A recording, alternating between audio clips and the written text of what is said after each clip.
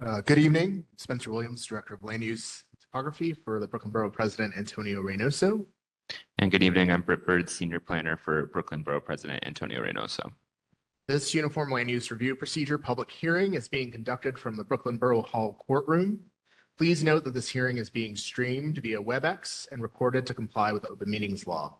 The video will later be posted on the Brooklyn Borough President's YouTube channel. Borough President, would you like to kick us off? Yeah, thank you so much. I apologize to everyone in the courtroom today. I've been out sick a couple of days and I'm still not feeling too good, a bit under the weather, but I know how important this is here today and I want to make sure that I can listen in on the public session. And just want to thank my staff for holding it down while I'm not there. Again, appreciate you all and looking forward to the conversation. Thank you so much. All right, we have 3 items on the agenda this evening. Following each applicant's presentation and any questions from the panel, members of the public who are in attendance tonight will be invited to testify on the applications. As a reminder, all comments are limited to 2 minutes.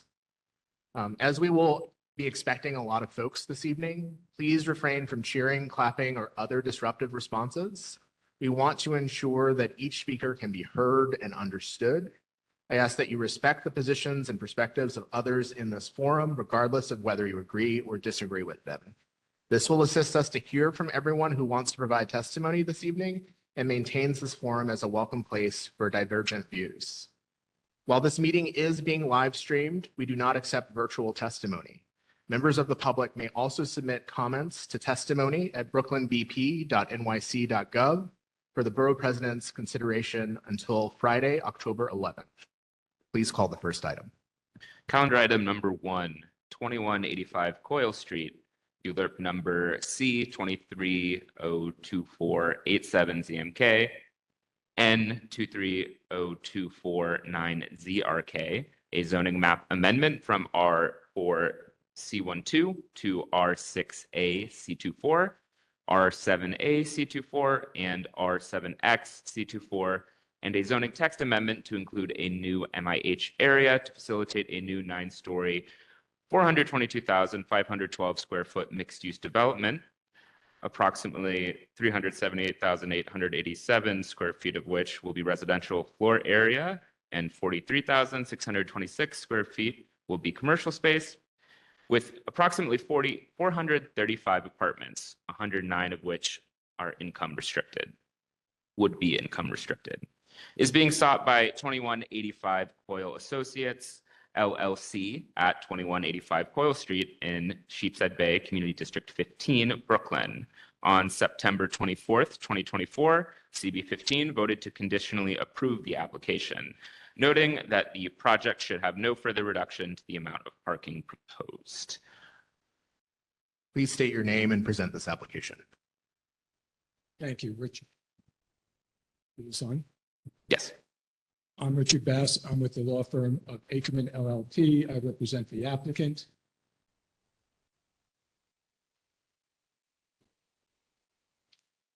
I can't hear you.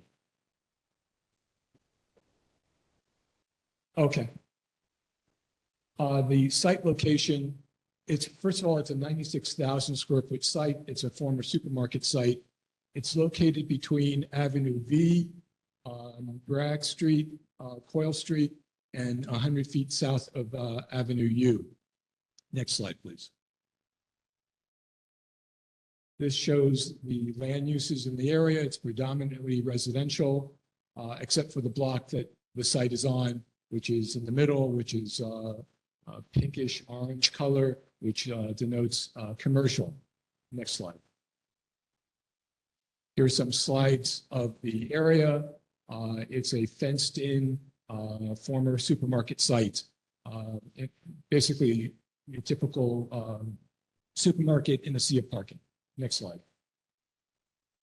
The proposed actions are twofold. It's a map amendment, changing the existing zoning to an R6A C24, R7A C24, and R7X C24. We're also amending the zoning resolution to map this as an MIH area. Next slide. This slide shows the three different zoning districts. The northern part where you can see the striped area, that's outside of the zoning area. But just south of there are three tax lots that we do not control and aren't part of the development sites. City planning asked us to include that because they like straight lines on a zoning map. And it's also sound planning. Next slide. And I can't see this. So the residential is a little more than 378,000 square feet. It's 435 dwelling units, of which 109 would be permanently affordable.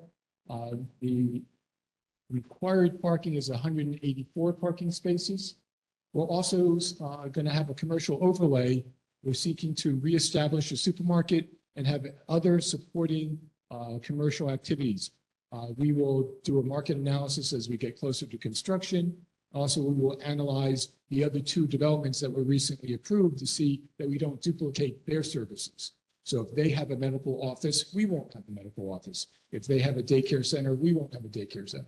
But we're in conversation with the council member, the leadership of NYCHA, and the community board in terms of helping determine what those uses will be. The commercial required parking is 47, but at the top of the slide, actually, you're using an older presentation. I sent you yesterday, has 163 parking spaces. So we're in response to the community board. This community board had no objections to our use, our intensity of the use, the design of the use, but they're a community board that likes a one-to-one parking. We're not able to do that because parking spaces cost $65,000 to $100,000 per parking space, but we did accommodate greater parking than the minimum requirement. I know that runs counter to what this office and city planning has been doing and city council has been doing, but we're trying to be responsive to the community board. Next slide. This shows the ground floor space. It shows the entrances for the garage, the building, the commercial loading, and a open space for the development. Next slide. This is a 3D version of the project. The community board also asked us not to do a development greater than 9 stories. The development that was recently approved on Coyle and Avenue V was 9 stories. So we're keeping our development between a mixture of 4 and 9-story buildings to give it some articulation so we don't have a common unbroken wall. Next slide. This is a prettier picture of the design showing what it looks like in the context of the NYCHA buildings and the co-op buildings, both south and east of the project. On the other side of Coyle, and maybe I should update these drawings, we should drop in the 9-story building that was recently approved on the corner of V and Coyle. Also, there was a 6-story building approved on Coyle. Why that's 6 stories is because behind it are brownstones, and that was a more appropriate urban design. Next slide.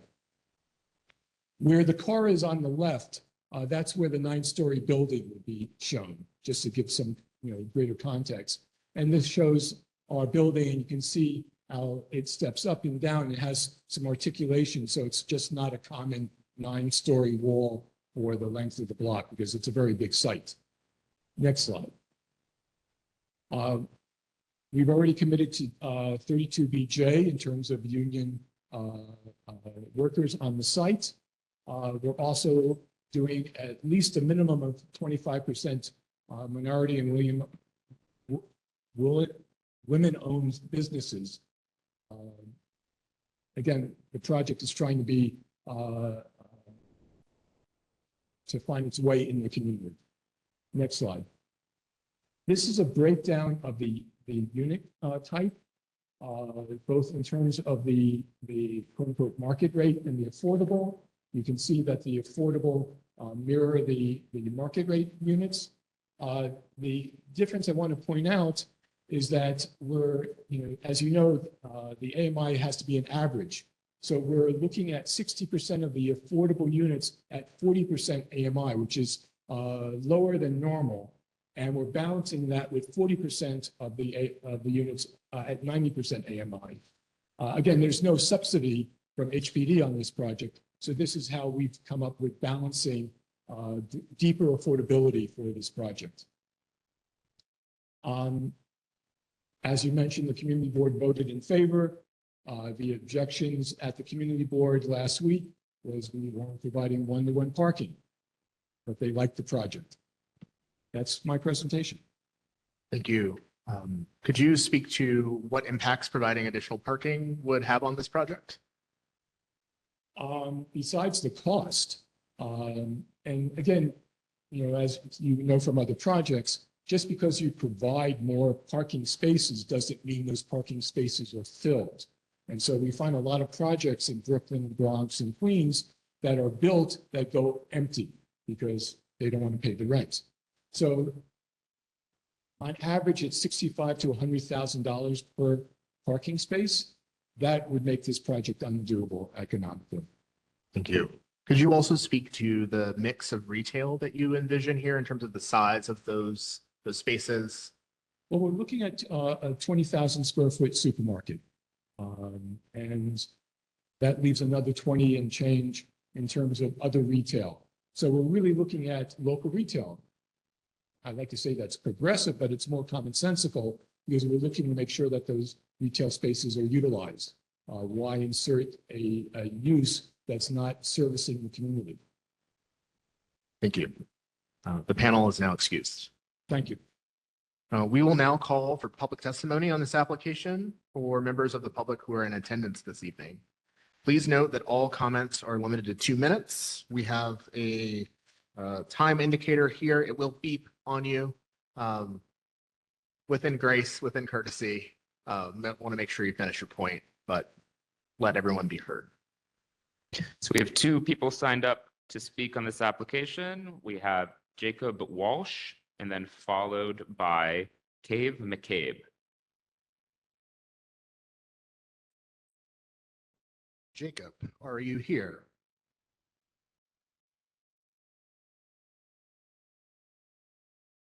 Okay, thank you. I see. Thank you, Jack. Cave McCabe.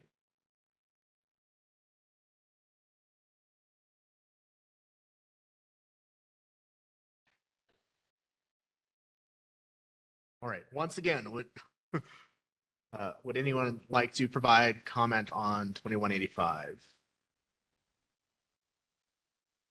Hearing no further comment, this item is now closed. Please call the second item. Calendar item number 2, 581 Grant Avenue, ULURP numbers C2404002HAK, C240403ZMK, and N240404ZRK.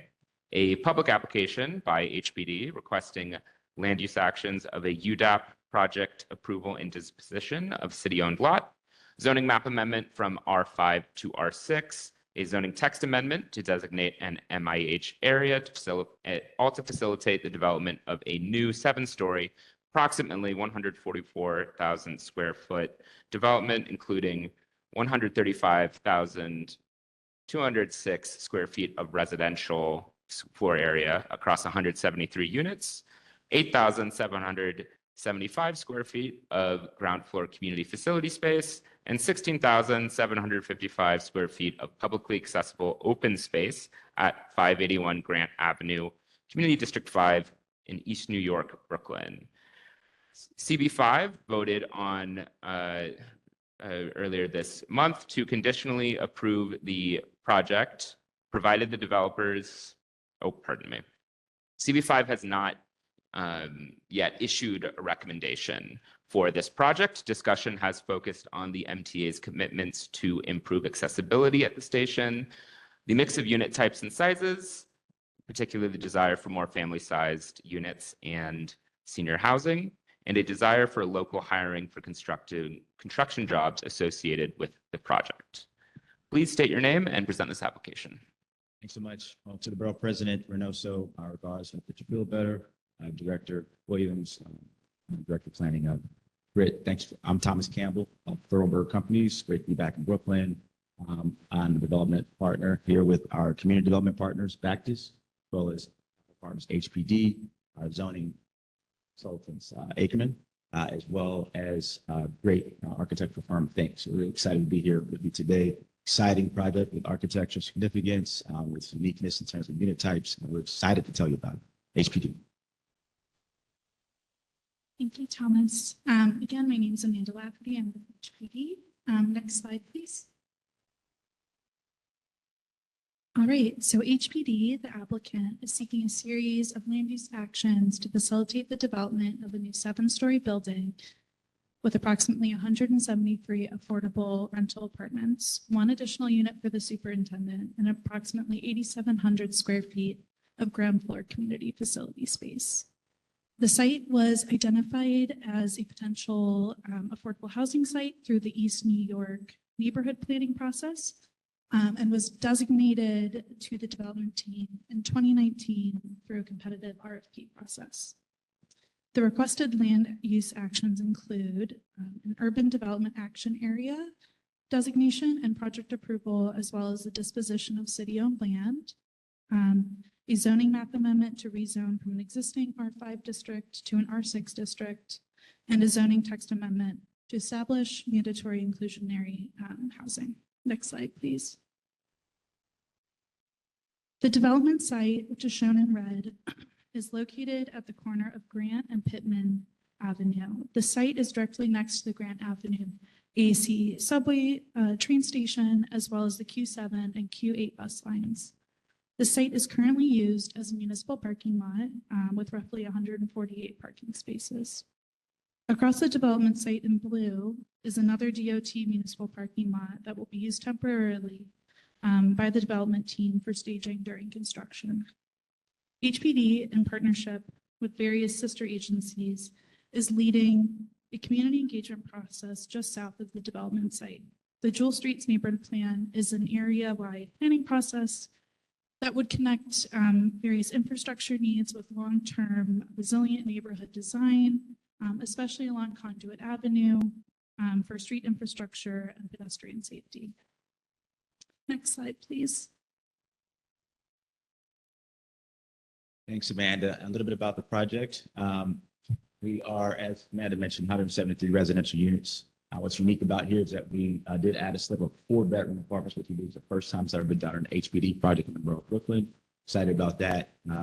So the unit diversity and uniqueness in terms of community facility space, 8,000 square feet, 8,700 square feet. Half of that is space where our nonprofit partners are going to operate their operations and continue the great service that they're already doing in the community in terms of, and Herb Rainer will tell you more about what they do. And half of that will be FQHC, Better Qualified Healthcare Facility, operated by the Brooklyn Medical Services. In terms of open space, 37,000 square feet of open space, which is large for a project of this size, not a very large project. 8,000 square feet of open space, including an arcade for public use along the corner of Grant and Picken, 8,000 private residential square feet on the ground floor, and then 20,000 square feet of private elaborate rooftop space that we're going to talk about a bit more on the next slide. Next slide. So first, on sustainability, we talked that we had 2 strategies for sustainability. One is solar panels. You'll see that the full section of the rooftop with a large number of solar panels that are going to really help speak to sustainability, this project. And then, which we're really proud of in terms of architectural significance, an elaborate green rooftop that has several layers of walkable connected space that are set for private recreation for the people, which also double as storm drainage for the site, which improves the current condition. So excited about that as well. I think we're going to go on to the next slide where Backus will discuss the community engagement and development. Thanks, Thomas. Good evening, everyone. Herbert Rainier, the Executive Director of BACDES. So BACDES has been serving the community for the past decade, providing benefits entitlement, immigration services, as well as housing assistance. This project is critical to our organization's ability to provide, expand those services by providing workforce development as well as after-school care and additional social services. BMS, as most people know, has a longstanding reputation of ensuring that residents in Brownsville as well as East New York has access to affordable health care. And this project will ensure that they continue to have access by running a FQHC center. Thank you. Next slide, please. Thank you, Herb. So now on to the proposed unit mix and affordability. The proposed project will be developed under HPD's extremely low and low income affordability program, also known as ELLA, which includes a mix of studio to 4-bedroom units. Approximately 56% of the units will be affordable to individuals and families earning up to 60% of the AMI, which is roughly $84,000 for a family of 3. Additionally, approximately 30% of the units will be family sized, which includes 2, 3, and 4-bedroom apartments.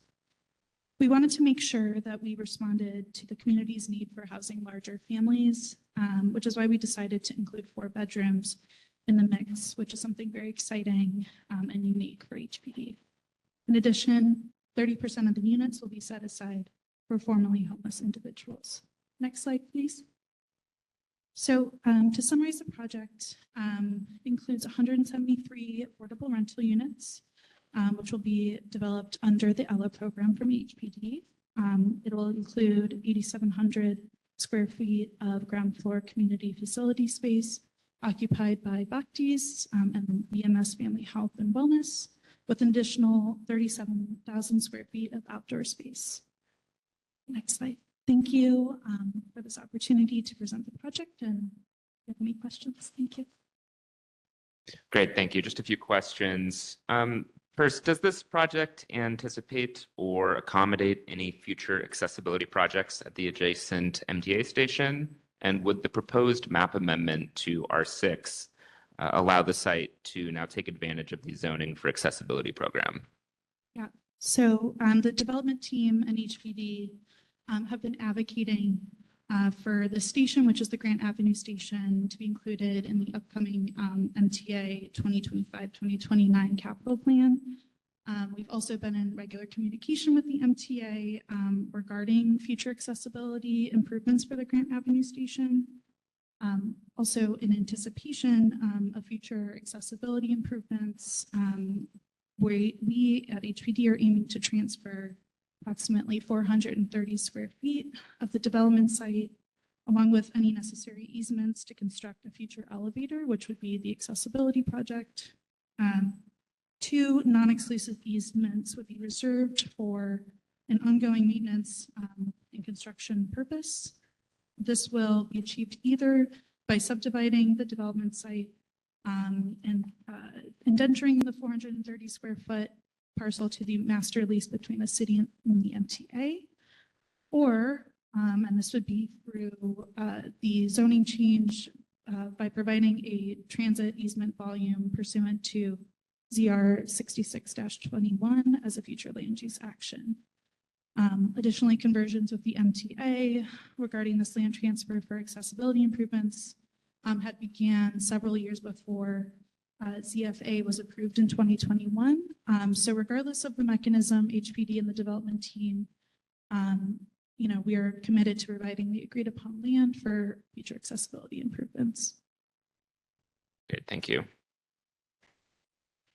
I have a quick question.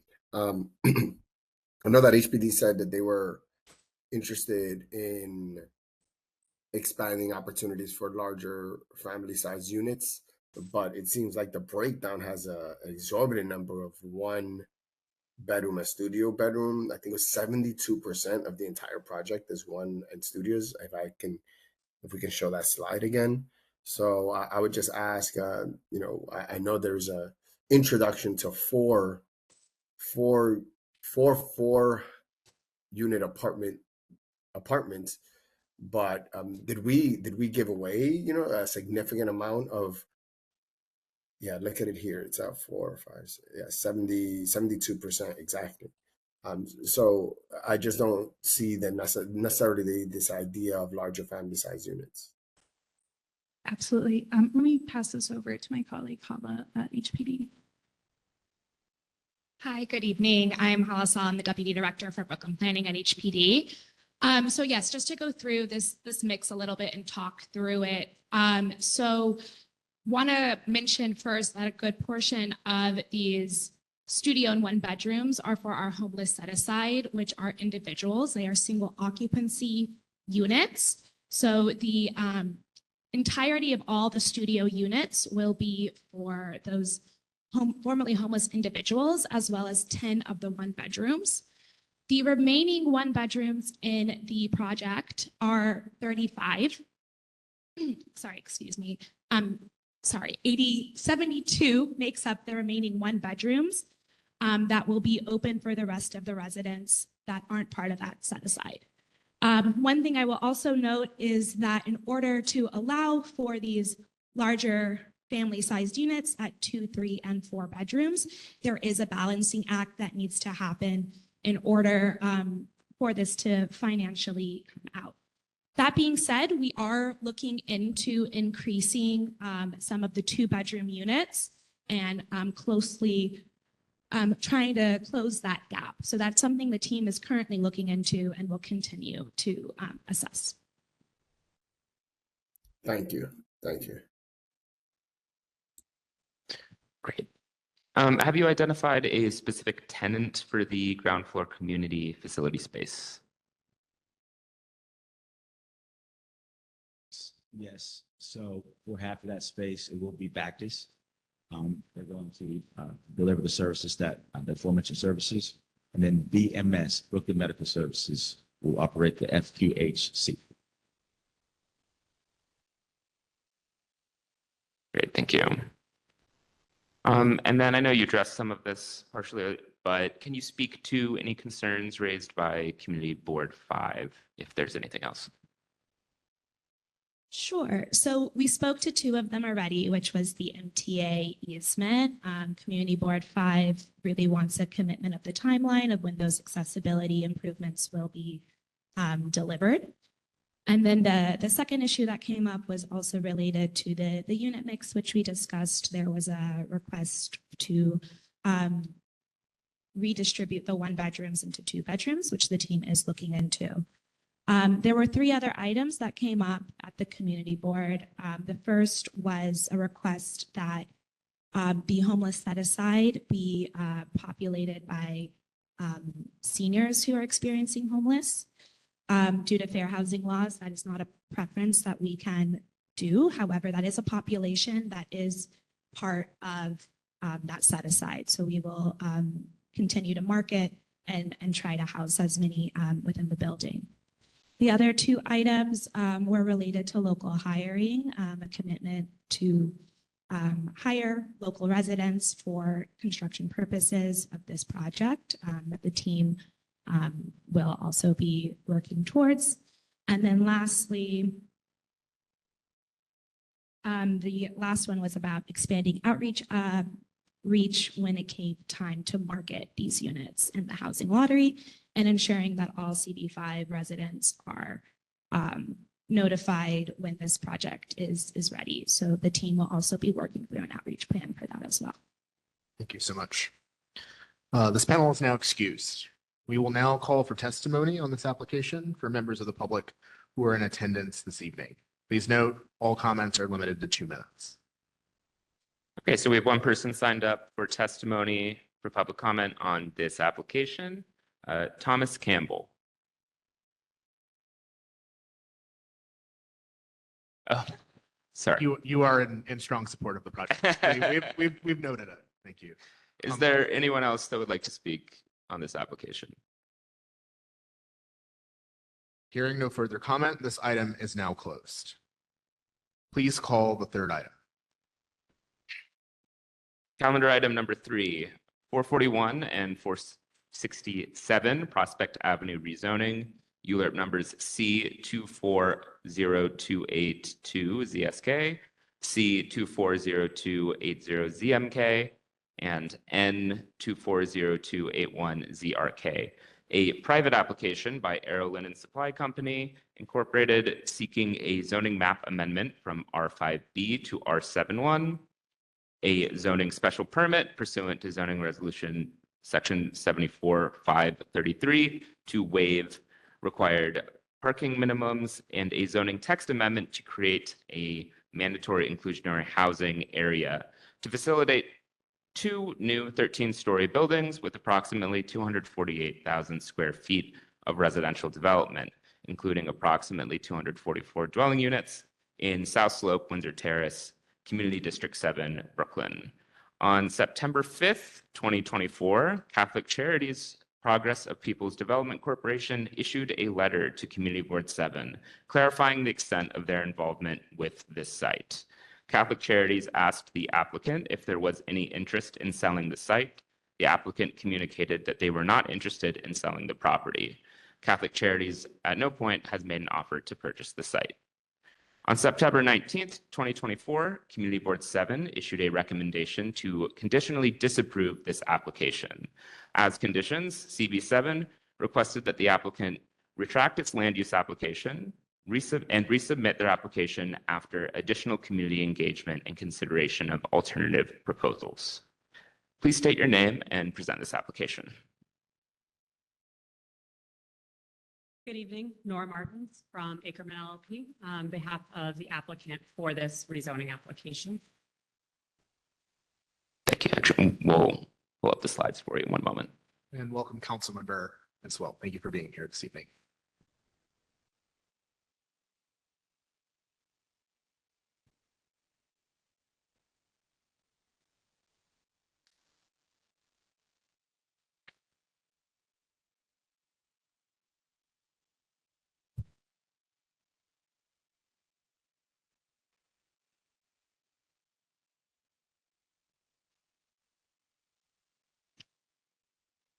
And if I can control it, that's right. I believe you'll need Or to do I just- advance. Okay. Oh, perfect. Okay, so this is an application, as you noted, for 3 land use actions, rezoning, a text amendment to establish an MIH area, and a special permit to waive parking requirements. I'm represent. Is there a way to? We're going to increase get the the volume turned up for you. Thank you.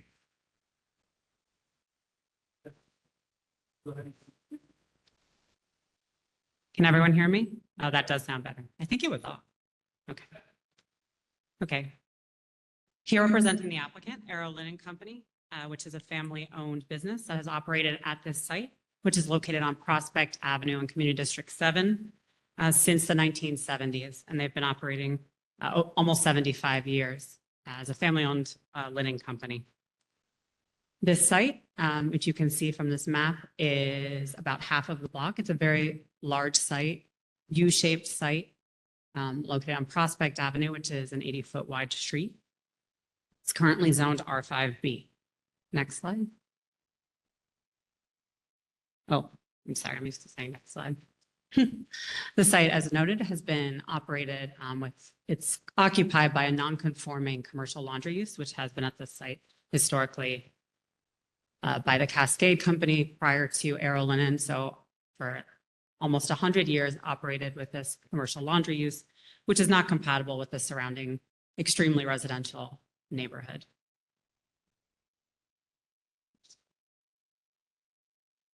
Some photos of the site here. You can see the 2 different frontages occupied by Arrow Linen. There's the building, and then there's the entrance, a walled entrance to a parking area.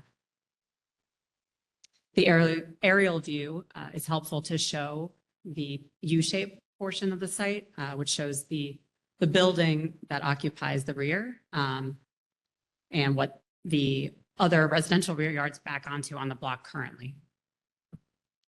And an aerial view of the neighborhood.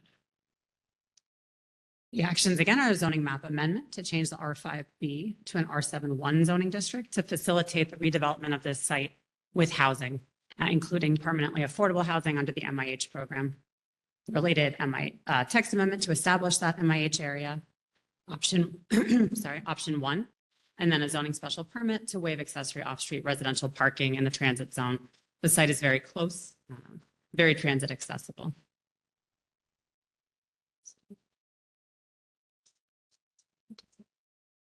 So the proposed development will be two buildings, two 13-story buildings rising to a height of 130 feet. Although those buildings will not rise 13 feet from the street, they are actually comprised of 4 and 7-story base heights and then rising to a total height of 13 stories. One of the reasons for the R71 zoning designation is that it does allow flexibility in the building envelope and articulation to allow for these setbacks to minimize the bulk of the building. Total of 248,000 square feet of residential floor area, 4.6 FAR, which would be approximately 244 dwelling units. And with the 25% MIH set aside, approximately 61 units of those would be MIH option one, which is affordable to families owning with an average income of 60% of the AMI. And a minimum of 10% of those have to be affordable to families with 40% AMI. One of the other aspects of this development is that it will open up the rear of the site, which is now occupied by building, into an open space and restoring that green center of the block. Approximately 21,000 square feet of open space are proposed, almost half of an acre.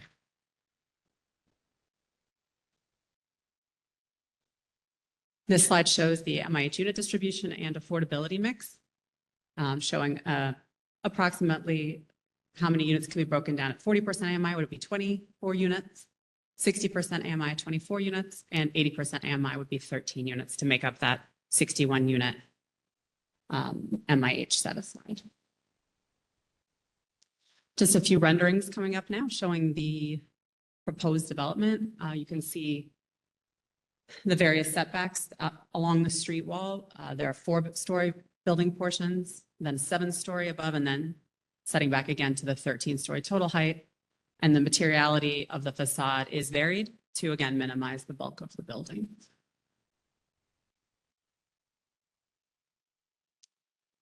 Street view from across Prospect Avenue. And then a rendering of that open space, which would be, it would not be public open space, it would be private open space for the residents, but it would restore that green donut in the center of the block that is much more compatible with the residential neighborhood and surrounding development. A site plan showing the various building heights and that open space to the rear. And just an illustrative first floor plan. The open space beyond, contributing to the green of the block and the neighborhood would also greatly help with stormwater and runoff situation. Currently, it would be permeable where currently there is pavement and building, and would greatly improve the existing conditions. With regard to stormwater, the new building would have to comply with much more stringent requirements with DEP to get their sewer connection permit, which in the last few years have increased to require approximately 5 times more stormwater retention on site. Some other stormwater retention strategies would include working with DEP to have bioswales installed, and again, reducing impervious surfaces greatly by using permeable paving and drainage, and also the open space that is proposed. Lastly, with regard to other sustainable strategies would be energy and water efficiency, a solar-ready roof, and energy and sound efficient windows. That wraps up our presentation. Looking forward to questions. Thank you for your presentation. We have a few questions for you. Would the applicant be willing to enter additional units under HPD regulation beyond what is required by MIH? Yes, that is something we are open to considering and requires further review.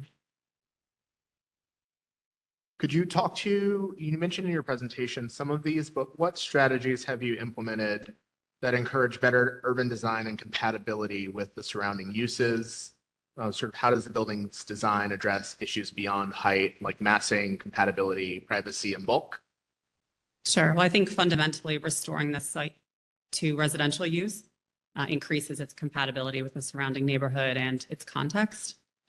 With regard to the proposed massing and design, the building has been massed to have a lower base height at the street level, which is generally where people will experience the building is from that pedestrian level, and to have the same materiality as the surrounding area.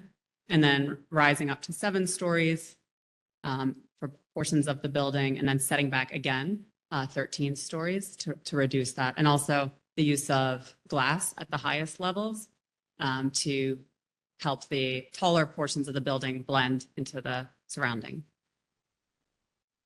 Thank you. And has the applicant team considered other zones or approaches to the building design? What are some of the trade-offs that the team has considered that result from a potential different zone to be applied here, a different building design, or under a potential under City of Yes?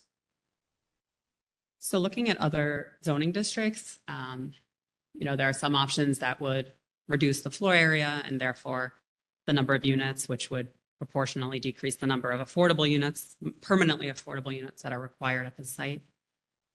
Other districts would result in a bulkier building that actually has more of the mass, like a contextual district would require more of the mass to be concentrated at the street line and wouldn't permit the setbacks and articulation that we have proposed.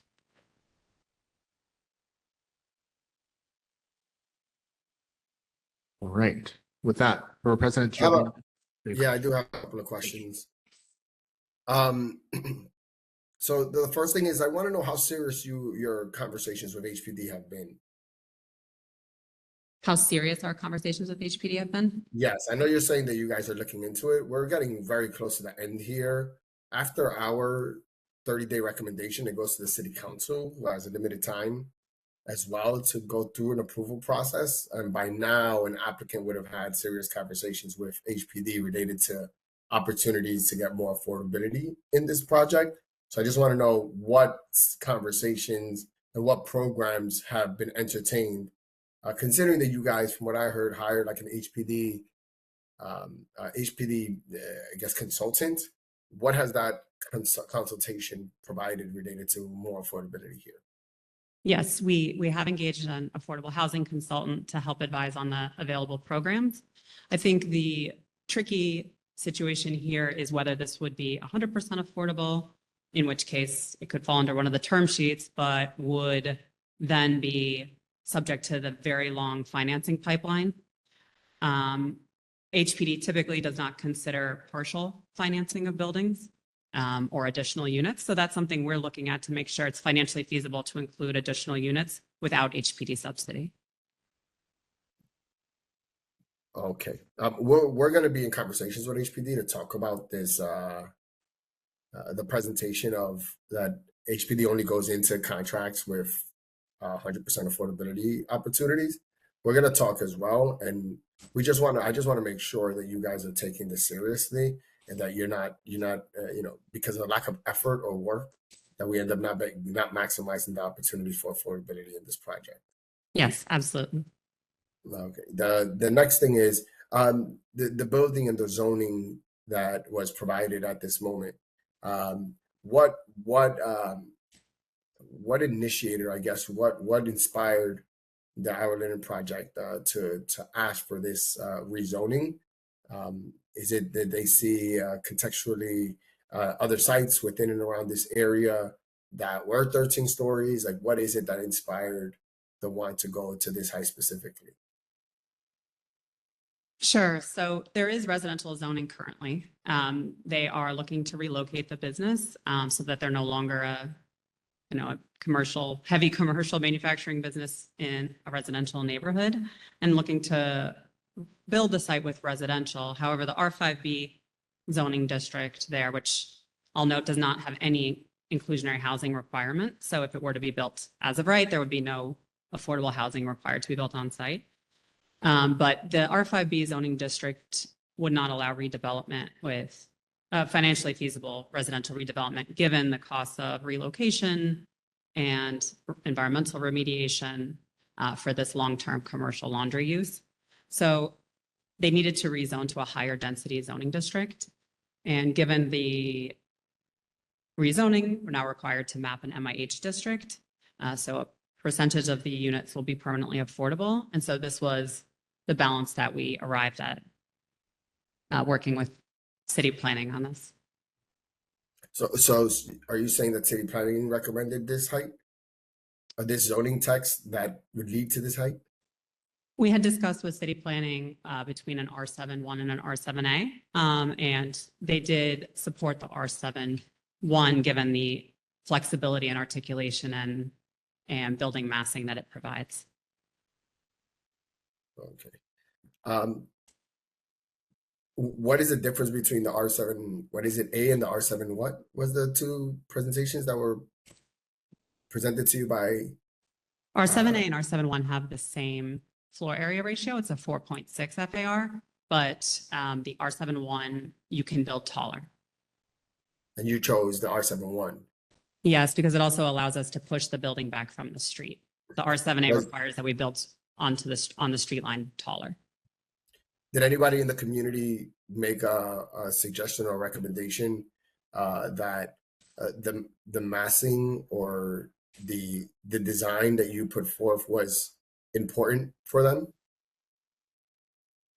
I mean, we have definitely heard that feedback through this process. I'm not sure yes, we have definitely heard that feedback.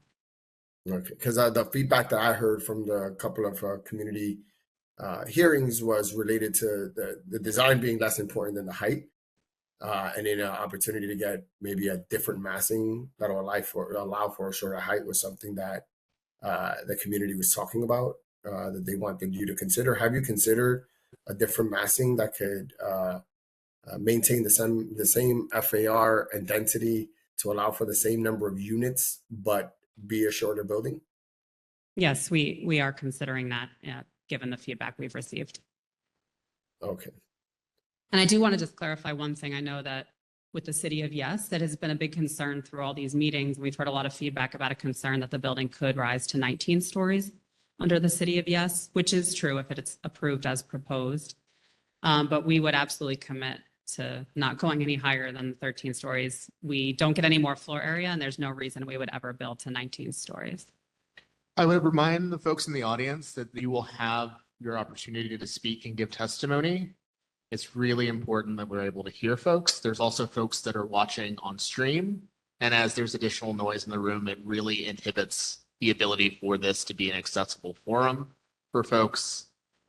Thank you. I appreciate your compliance with that. Please continue. I think I finished my point as long as everyone heard me. Yes. Also, who's going to be the developer of this site?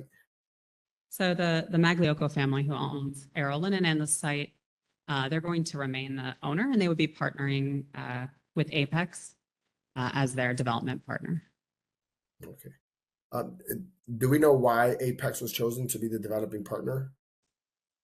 I was not personally involved in those conversations. I know that they met with several potential partners and decided Apex was a good fit for them. For now, those are the questions that I have. Thank you so much for the presentation. Thank you. Thank you so much. The applicant panel is now excused. We will now call for testimony on this application for members of the public who are in attendance this evening. Please note that all comments are limited to 2 minutes. You will have an indicator in view. And once again, going to encourage folks, you can raise your signs, you can do jazz fingers, but to be really mindful and respectful of those folks who are streaming. We want to make sure that we can hear everyone, and also there's a chance that we could get a bunch of people that come in the middle of your testimony to provide additional testimony. So want to be really mindful of that as well. So with that. Okay, first we will have Jeffrey Thomas, followed by Chloe Fitoussi, followed by Roger Melzer.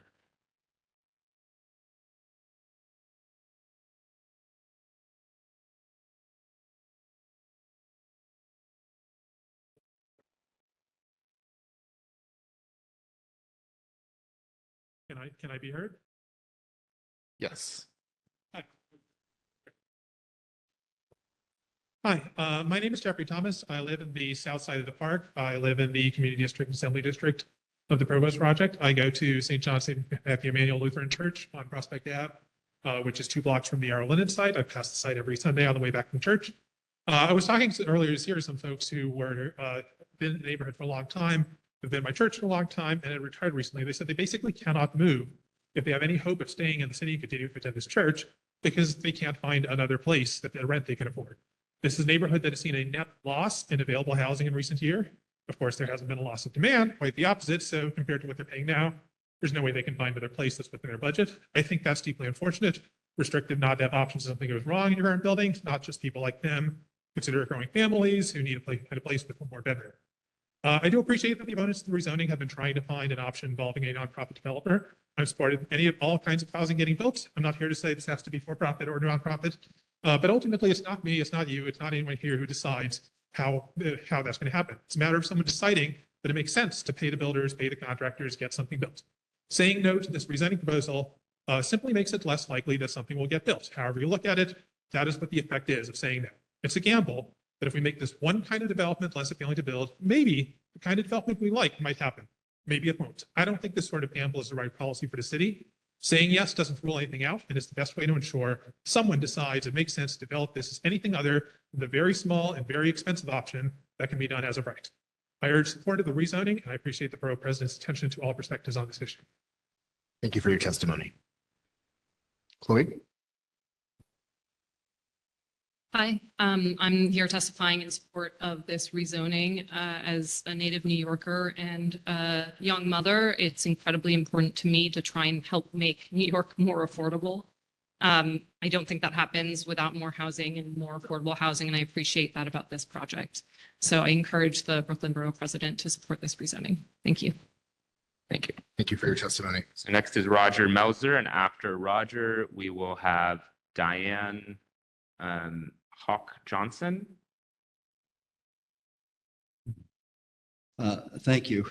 I'm also a member of St. Jamie Church, and I'm opposed to the project. I've been a resident and property manager in the South Slope Windsor Terrace area since 1978. I testified against the Arrow project at the CB7 hearing and have submitted a written copy of that testimony to the Borough President's office.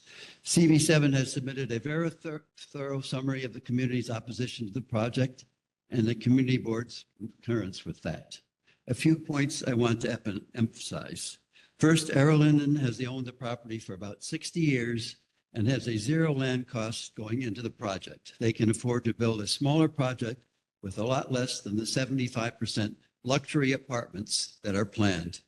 Secondly, the luxury apartments that are planned will actually be a motivator for all landlords in the neighborhood to raise prices. The overall effect in Windsor Terrace would be to generally raise rents across the board. Third, and finally, is the infrastructure issue. 30 years ago, I witnessed the collapse of the sewer main at Prospect Avenue and 11th Avenue. Much to my surprise, it was a concrete brick tunnel from a bygone era. I have a survey of Prospect Avenue dated 1853 by city surveyor Willard Day. It is one of the oldest streets in the neighborhood, and at times, and previous times was called Middle Street. As others have testified, infrastructure issues, especially flooding, are a major concern at this site. A lot more investigation needs to be done before the further burden is placed on the infrastructure of this neighborhood. Sewers, water, electricity, gas, all things. Down at Park Circle, they're tearing up the whole place to put big gas mains in. I suppose it's for the big buildings across the street that have just been put up. So a lot more needs to be done looking at infrastructure in Windsor Terrace. Thank you. So next we have Diane. Again, I'm gonna ask you to not clap. It does increase the difficulty for folks who are streaming to hear. Please respect that rule. Thank you. After Diane, we will have Igor Nikitenko, followed by Andrew Esposito. Hello, my name is Diane Houck Johnson. I've been a resident of Windsor Terrace for 47 years and still reside there in the two-family home with my 101-year-old mother and my not as old husband. I've been attending these meetings since last fall, and every time I attend a meeting, this is a rather small showing of Windsor Terrace residents, and I do, again, want to emphasize that these are residents of the neighborhood that come to these meetings. Some of them are older. Maybe they're not here this evening because of transportation issues. Community Board 7 listened to us. And there were 2 hearings, and the first one I think was the land use review. And I believe that was the conditional no. But I believe there was a 30-6 vote no against the Arrow Linen proposal in the general quorum meeting. That was the second meeting. I believe that was a 30-6 vote no, which is quite a majority. I look around here, I see my neighbors, and I just want to say, Arrow has not sat down with the neighborhood. They have not sat down with the residents. The building is completely non-contextual. If it was brought up that they have zero money to lose in the game, this is all about a money grab at the expense and the quality of the neighborhood. We support housing, we support contextual housing, and we support not a measly 25% affordable units. Let's look at something more reasonable, like 50% and less with the money grab. Thank you. Thank you. So next we have Igor, followed by Andrew. Hello there. My name is Igor Nikitenko, and I'm here to throw my 2 cents in for the support of the Arrow Linen rezoning proposal. I live over in Flatbush, not too far from Windsor Terrace. Funny though, I do spend my weekends in Windsor Terrace anyway. I volunteer at the local animal shelter. I've been doing that for the past 9 years. Windsor Terrace does feel like a home to me. Right now, I share a mid-sized apartment with my wife and my brother. My brother has a disability, so I take care of him. My mother, she lives just a few blocks away, and she's got a disability too. My wife, well, she's pregnant, and we're in dire need of a bigger place to live, as you might have guessed. The thing is, it's damn near impossible to find a place around here that's big enough for a family. When you do, you're elbowing through a crowd of people who want it just as badly as you do. I'd love to stay close to my mother, to my friends, to the life we've built here. This project would create a lot of much needed housing units, and including 3 bedrooms. So yeah, I'm hoping this upzoning plan passes.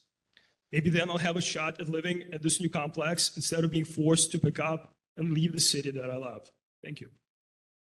Thank you. So next we have Andrew Esposito, and after Andrew, we will have Bridget Odea, followed by Luz Torres.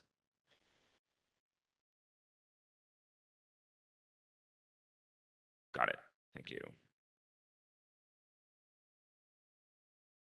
Thank you. Yes. Okay, can you hear me? We can hear you great. Hi, everybody. My name is Brito Day. I'm a renter, and I've lived on Prospect Ave, just a block from Arrow, since 2012. I'm here tonight to testify that our community deserves a more thoughtful and equitable approach to development than what has been proposed. We are not opposed to new residents or more housing. It's abundantly clear that the current proposal by Arrow Linen seems more focused on benefiting the landowners and developers than addressing the real needs of our neighborhood. We can do better. We have common ground here. No one denies that New York City has a housing crisis, but we have a severe affordability crisis layered on top of that.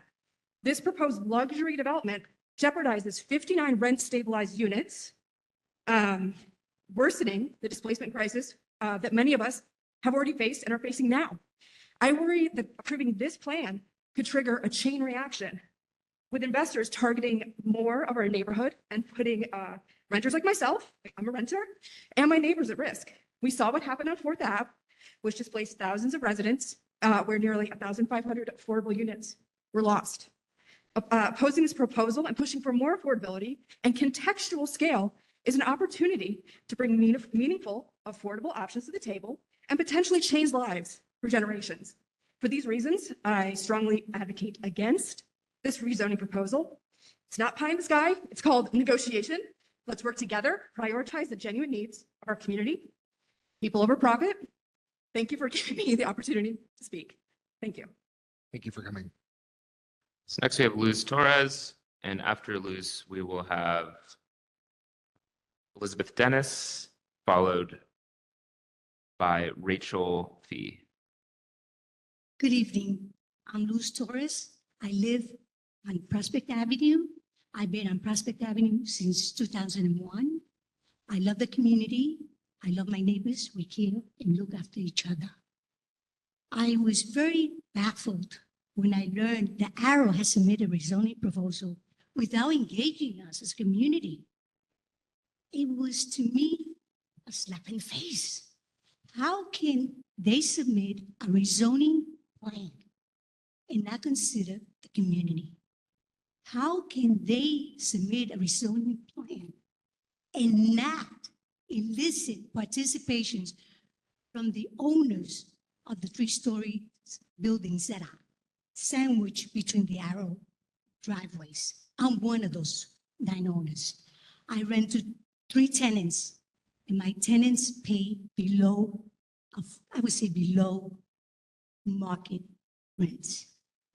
I feel that Arrow has deliberately excluded us, the community. The only time we had a voice was when we were at the community board meetings and everybody was able to express their concerns. This is really completely, I could say, undemocratic that we have been excluded. We need more representation. Yes, and we need more affordable housing because we're in dire need of housing in New York City. I wish that you reconsider the proposal and that Arrow calls upon us to sit down and negotiate something that is viable and real and authentic walking with me. Thank you. Next we have Elizabeth, followed by Rachel. Hello, good evening. My name is Elizabeth Denny's. I am a resident of Flatbush. I live right at the corner near Park Circle by Kensington and Windsor Terrace. I spend a lot of time in all of these areas. I've looked at housing in all of these areas, all very desirable, and this is where I've been able to land. I'm lucky to have secure housing, but this project, you know, many in the area aren't. They're worried. My friends in the area are worried when they have a kid that they've been wanting desperately, they won't have a place to live with them. I'm worried that when I have children, my children won't have places to live if we don't start correcting this issue where wealthy neighborhoods like South Slope and Windsor Terrace not only don't build housing and don't build affordable housing, but have net lost units. This is something that had been noted in VP Reynoso's comprehensive plan for Brooklyn, alongside the fact that this area of South Slope and Windsor Terrace is at low displacement risk, while neighboring neighborhoods, including mine of Flatbush and Kensington, are extremely high displacement risk. The one thing you'll really notice is that all of these areas have a mix of housing. All of these areas have a mix of housing that includes smaller row houses with affordable units, rent stabilized units, but only one of them doesn't have a lot of new units. And in all of these areas, a lot of the newer units have been larger buildings, and there's a good reason for that. It's because larger buildings provide the opportunity for more families to stay in the neighborhood, to move to this wonderful neighborhood we all call home. It's weird to see people booing, saying this is a wonderful neighborhood. It is.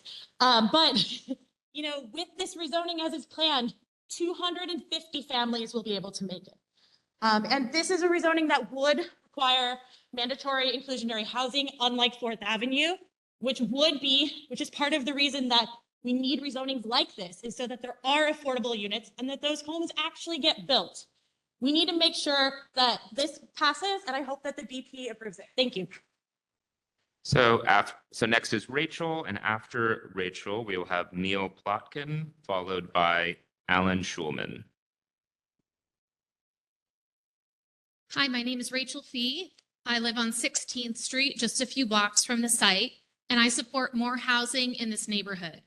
My sister, her husband, and my beautiful nieces, who I miss terribly, used to live just a block from the site on Prospect Avenue. Like many families in recent years, they moved to New Jersey after an unsuccessful multi-year search for a bigger apartment in Brooklyn. New York City's housing shortage is driving out families, driving up rents, limiting homeownership opportunities, and making living in New York City even more unaffordable. I've worked in affordable housing policy for almost 20 years.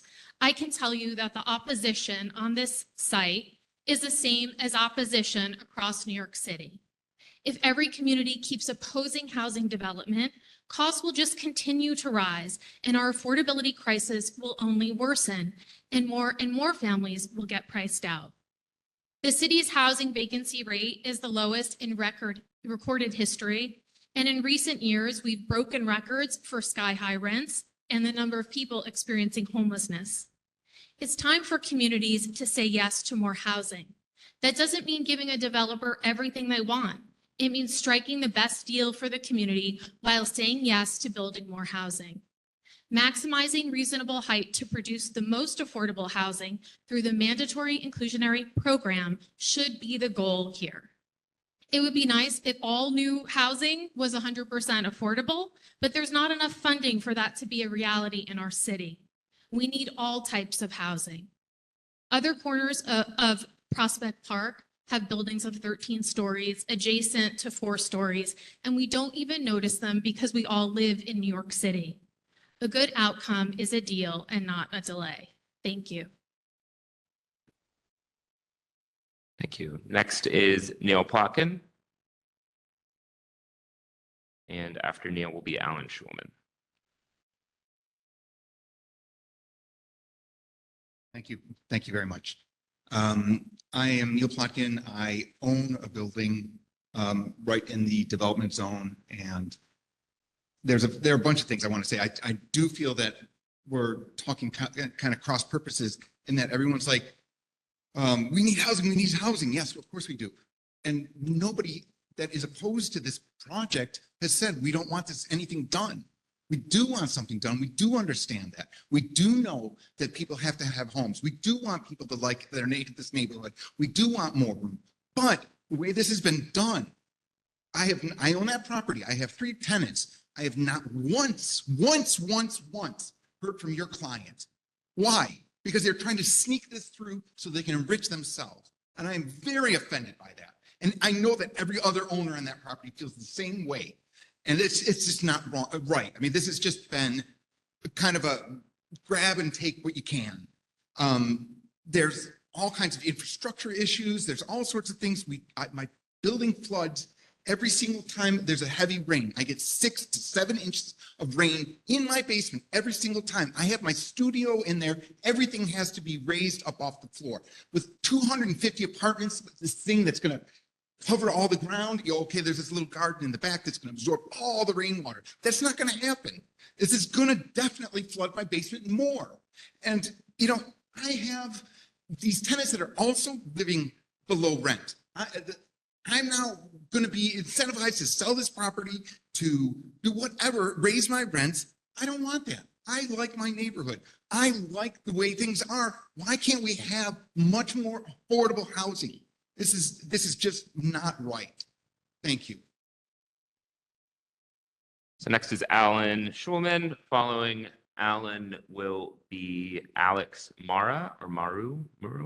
And after Alex will be Luke Lavenway. So I just want to talk about what we've learned since we started fighting this thing. First, the Magliocos have been disingenuous from the beginning. They promised in their early conversations with Brad Lander's office, with Robert Carroll, with other people, that the workers would be moved to their site in Long Island City, and that they were going to build a new site in Sunset Park that would be bigger and better, and nobody would lose their jobs. The workers were represented by an organization called Unite Here, which discarded them about a year ago. And they're now represented by some nebulous thing whose site is up in Canada. They're floundering. They're going to lose their jobs. Borough President, please look into it. These are Borough President, Brooklyn Borough residents who are being lied to. These are bad actors. The Magliocos have been bad actors from the beginning. Here's the other thing we found out about Windsor Terrace. Everybody wants to live here. I feel for the renters. I feel for the renters in every city in America because people like you are vulnerable. I grew up in a one-bedroom apartment with 6 people in the South Bronx, the poorest community in all of the United States. I live in the greatest neighborhood in New York City. We all want to live there. It can't happen. But what we've discovered about Windsor Terrace is it once was represented up to kazoo. It was really a well-organized neighborhood. It had representatives at the Borough President's office. It had representatives city council. It had representatives everywhere. We didn't know our representatives when this first happened. And when we started moving around, we found out an awful lot. There are poor people living in our neighborhood. They have buildings that are worth $2 million, but their blood is in the soil. They're not going anywhere. The food is outrageous. We can't afford food. We need, we need a lot, but we don't need the Magliocos telling our neighborhood what to do. Thank you for your testimony.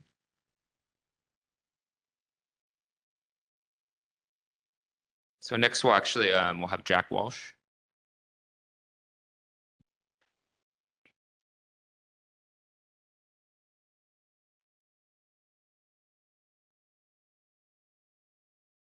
Thank you, folks. I want to send my wishes to the Borough President to get well soon.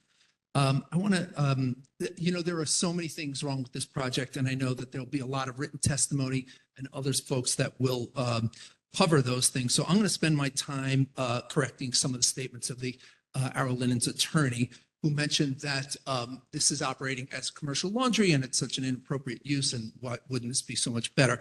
EDC records actually show that Arrow reduced its workforce about 3 years ago from 240 to about 35. They no longer operate a commercial laundry and relocated those operations several years ago.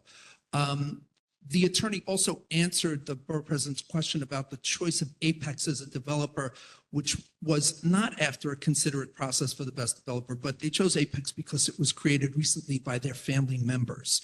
So it's clear that the only motivation here is money, and the city should not be rewarding bad actors with spot rezonings. Instead, we should respectfully ask the Borough President, the City Planning Commission, and a council member to vote no without reservation. And further, we would ask that they explore what the council member has championed, a fund to buy the property and to develop it as 100% affordable housing.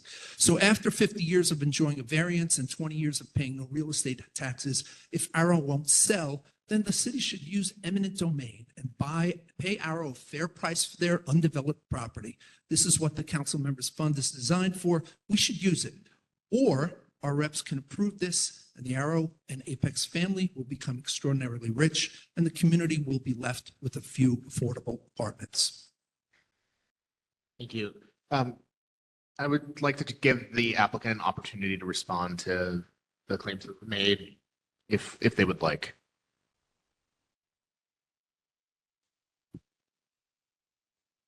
Hi, thank you. So first off, on the claim that it's not a commercial laundry, that is what the use is. 4 years ago was the midst of COVID. So yes, operations did drastically decrease at the site, which I think is quite fair.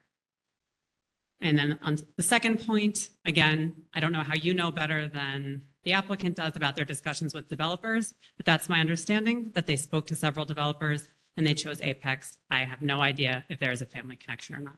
Thank you. Thank you. There is none.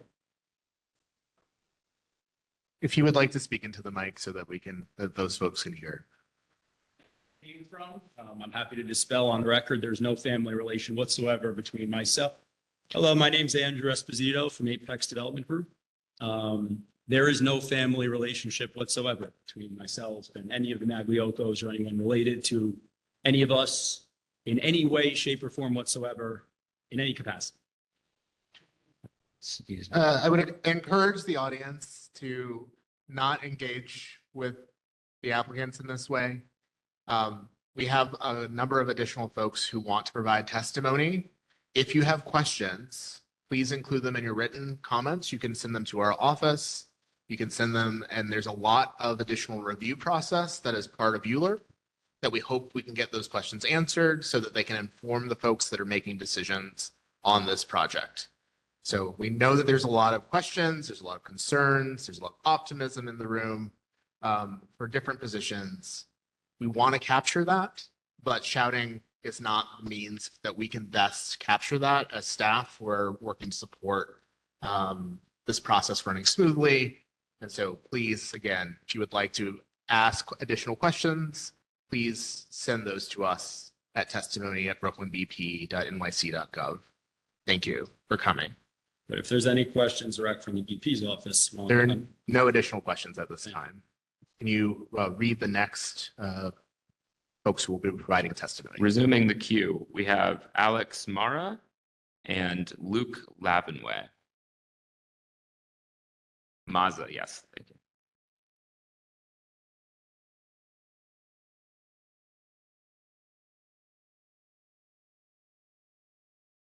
Hello, everyone. My name is Alex Maza. I am also a renter. I live in Crown Heights, and I'm here today because, frankly, there's a housing crisis in the city. I'm worried about being able to start and raise a family. I'm worried about the affordability of the homes in the city, and I believe that the way we get through this crisis is by building more homes, more housing, more apartments for people to live in. And at this moment, this city has the lowest vacancy rate, and this drives up prices. This drives up our rent every year. And so that's why I'm here in favor for this development.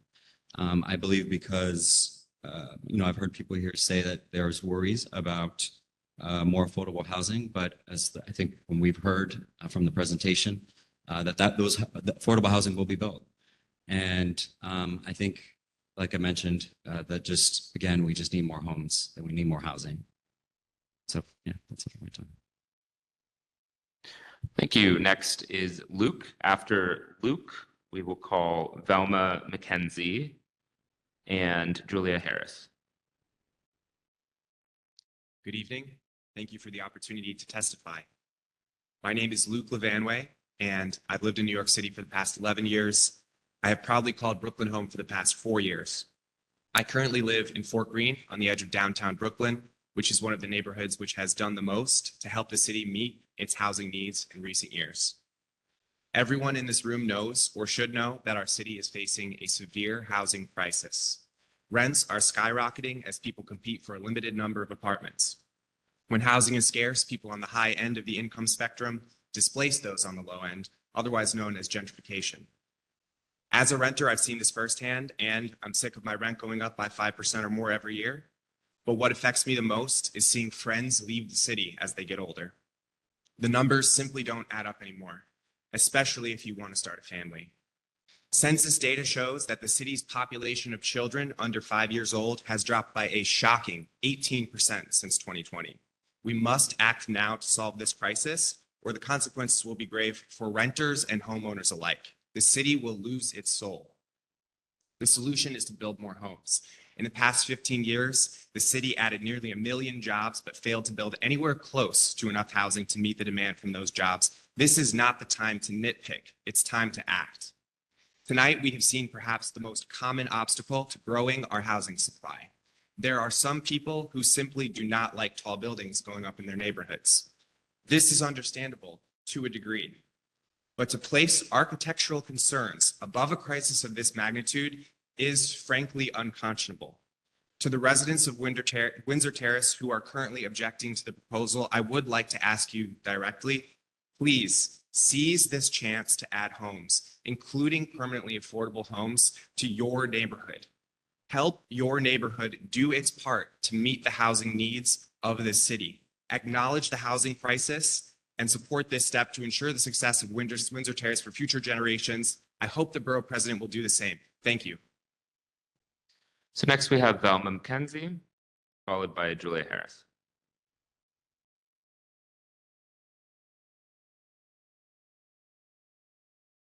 Good evening, neighbors. I think that Arrow's attorneys and lobbyists have done a really great job. They've done a really great job of turning this into a conversation about affordable housing. And it's a complete distraction about this was really about. It's about two men getting very rich off of 200 units of luxury apartments while they throw us 61 apartments of affordable housing. We have come to meetings over these last few months. We have jeered at each other. We have yelled at each other. We have called each other names. We have called each other outsiders. We have been called white privileged billionaires. I've been called a lot of things, but if you're visibly impaired in this audience, I am not white.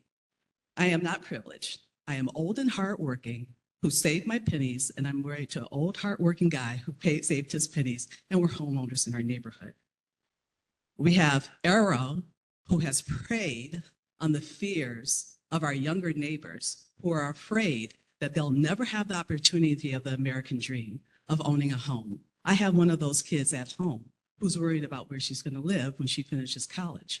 But this is not about affordable housing. This is about two men fighting to get rich.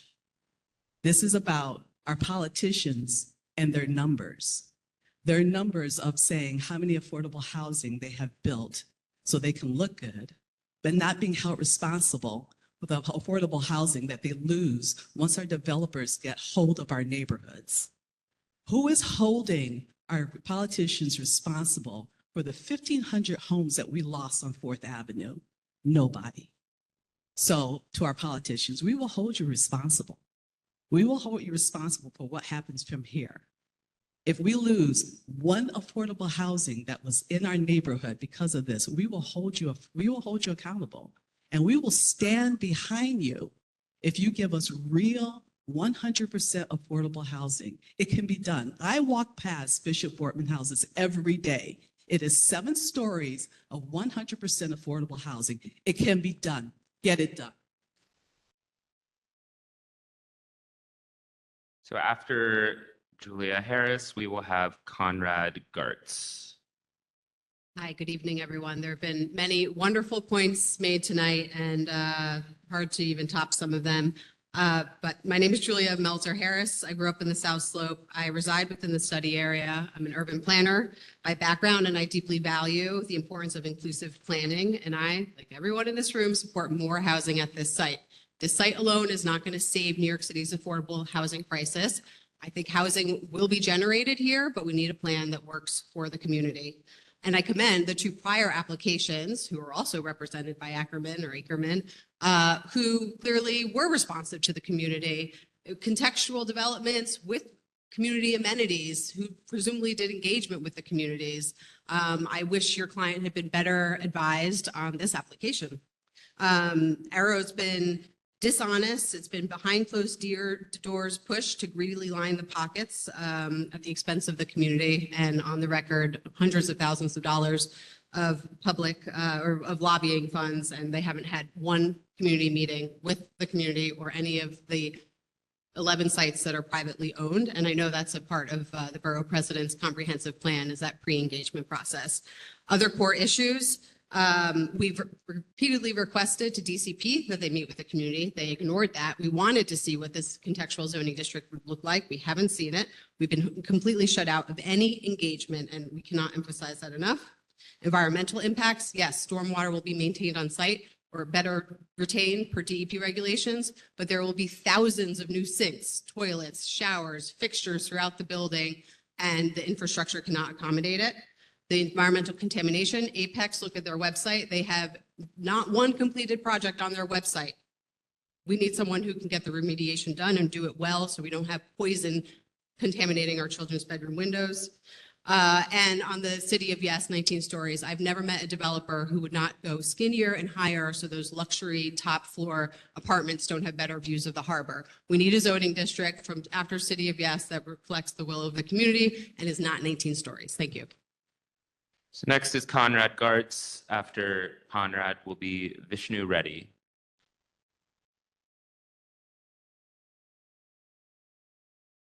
name is Conrad Gartz, and I live in CB7 for 5 years now. I want to speak out in support of this rezoning. Sorry, Conrad, could you speak into the microphone so that folks on stream can hear you and folks in the room? Thank you. Okay, I want to speak out in support of this rezoning because we don't have enough housing. Looking at the neighborhood that I live in now, around 2010, the entire neighborhood was downzoned. And I feel that this has caused a lack of ability to build new housing. And the result is that it makes sense to actually build a tower in the middle of this neighborhood because of that. So I just want to say that I feel that the R7 zoning is the wrong zoning for this site. It's that height factor zoning, which means the more space you have, the taller you can go. I think it should be zoned R7A, which is the same allowable FAR, but a little bit shorter. So that's it. Thanks. Thank you, Conrad. So next we have Vishnu Reddy, and after Vishnu, we'll have David Vasquez. Hi, my name is Vishnu. When I first started advocating for the Arrow Linden rezoning back in September of last year, I lived in Brooklyn, not too far from the site.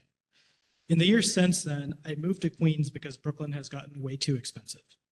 The fact that we've been at this for a year for simply building apartments on a parking lot and underutilized industrial facility is frankly abominable. The story that is playing out here has played out all over the city for decades and paints a picture of how we created a regional scale housing crisis. When a concrete proposal gets put on the table, a vocal group of people say, we support housing, but not this project. We have to do better. I'm honestly pretty privileged. I'm a working professional with a steady job and a decent salary. I don't qualify for a lot of the income restricted housing we have in this city and live in market rate housing. I still feel the pressure of high housing costs, and every New Yorker except the most wealthy or those who secured their housing decades ago feel it too. If that's you, I don't begrudge you. I'm happy for you, but don't stand in the way of housing security for others. My friends often talk about leaving because they feel like they're harming their futures by staying here and eating the cost of housing. Do we want to be a dynamic city that can adapt to our changing needs, or do we want our neighborhoods to be exclusionary museums? That's the contrast we're being faced with, and I know what I want. The way we fix this mess in our city is by building and making sure every neighborhood plays their part in housing creation. So yes, let's build affordable housing. Let's build market rate housing. Let's build supportive housing, especially near transit, especially near parks, and especially in the most well-resourced and high-opportunity neighborhoods. We can't afford to keep delaying because housing delayed is housing denied. Lastly, I just want the borough president and other elected officials to pay attention to the people supporting the project here and at the community board meeting look like. They are younger folks like me who are struggling to afford housing in this city. So please pay attention to what younger folks are pleading you to do. So let's get this Arrow rezoning done. Thank you. So next is David Vasquez. After David will be Maria Roca. Hi, everyone. My name is David Vasquez. I grew up in 442 Prospect Avenue, right across the street from Arrow, and my family has owned that house since the 1970s. I will say most of us definitely don't meet the average income for the area, and it's clear to me that this development has nothing to do with affordable housing. I'm a young person as well. This won't change my ability to grow up in the neighborhood that I grew up in or raise kids in that neighborhood. I'm just fortunate to have extended family who has offered my family below market rate rent to live there. This neighborhood has been everything to me and my family. And you can see that everyone is here seeking solutions to the same affordability questions that are being brought up by everyone in this room. So we heard some other developments before this one talk about 50% affordable housing units and more. Why can't we do the same? This is clearly not about them. Now, I also grew up for a short time on 4th Avenue, where some of the kind of larger units were brought, high rises were built. That area is not affordable for anyone. And adding these units raises rent for everyone, raises food prices for everyone. This is not about affordability. This is about working with the community. It's about finding solutions. And I hope we can do that. Thank you. So next we have Maria Roca. After Maria will be Connie Murray. Good evening to everyone present here and everyone who's watching us online. I'm Maria Roca. I've lived in Sunset Park for 60 years, and I have watched these situations repeat themselves again and again and again, only to see our rental and home prices just explode. The more we have built, we have been looking at 44th Avenue, seeing the advance of these tall buildings, promising that they're going to fill the housing that they need. And the closer they get, the higher our rental prices go and our houses go. Because the fallacy is that building more will get you more affordable housing and more, not only affordability, but stock. Stock, yes, but affordability, it's the opposite. People do not leave New York because there's more stock. They leave New York because it's not longer affordable as it was. What made this city a great city was its affordability. So about this project, affordability. The number of units is inadequate. The percent of the AMI, average median income, are too high, just too high. And it excludes a large percentage of most rent burden members of that community, Windsor Terrace, and surrounding communities, as well as all New Yorkers. The other one is that the project is environmentally unsustainable. Environmentally unsustainable in every type of environmental category that you can imagine. And is vis-a-vis the surrounding community again. You do not live on an island. No one, if we live in an apartment building, we live with our neighbors. We have to behave in certain ways that are good manners, that we take care of each other. The idea that because you have money, you can come in and just do as you please, it is not acceptable, and it is destructive of every wonderful community, has destroyed more and more communities in this city and also cities across this country. Thank you. Connie Murray is next. After Connie will be last name Einhorn, maybe Greg, maybe Gary. Okay, thank you. After Connie then will be Jay Goldberg.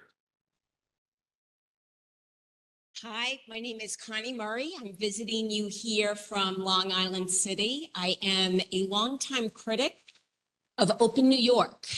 The few people here with the little aqua signs. Yeah, put them in the air.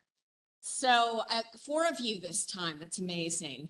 So I wanted to say that this meeting wasn't even publicized, oddly enough. Borough President Reynoso, you have other meetings that you put on social media, but you didn't put this one on, which I think is telling. The only support for Arrow, and Arrow is a bad player. Apex is a charter school, like that's all they've built. They know nothing about housing. They know nothing about dirty earth. And it is bizarre. It's bizarre how Arrow and Apex got together. It's suspicious. So also the lobbyists have maligned this community and basically anybody, somebody like me even, by calling you guys the worst of humanity. There are literally 2 wars going on right now, but people in Windsor Terrace who know what a scam is are apparently the worst of humanity. So you guys, Open New York, and a lot of you are homeowners, you are high earners. This is a game to you. This is our lives. I was involved with the Soho rezoning, which Open New York, they're the architect of it. They're the, rulers of that plan. The only thing that's come, and that was 3 years ago, the only thing that's come out of Soho rezoning is the elimination of affordable housing. The vacancy rate for expensive units is very high.